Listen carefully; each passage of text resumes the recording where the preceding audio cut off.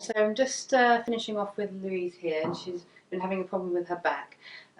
We've had our assessment. I've chatted for a good while just to get a really good idea of what helps, what doesn't help. And once we've had the assessment, we've had a look and I've had a feel. And I'm just going to talk to you now, Louise, about what you can do and thinking about how the back is, and it will help you really understand what you need to be doing to help yourself with your back.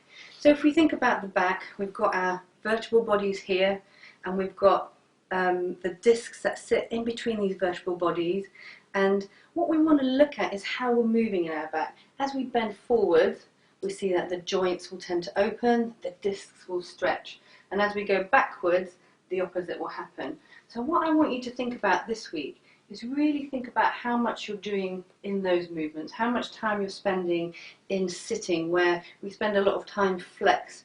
That in itself isn't a bad thing, but if you think you're spending 8 hours a day in one position into that flex position. So I'm going to talk through what we call the neutral position. So if you slump all the way down, that's equivalent of you really stretching that back there. Now that in itself is a normal movement, but we wouldn't spend 12 hours a day with our hands stretched like that. At some point these structures are going to start complaining. So we're going to take ourselves through our range of movement. So slump all the way down, arch all the way up. So that's equivalent of you arching back or really taking that joint into that position. And then we're going to think about that neutral position, whereby we're halfway in between.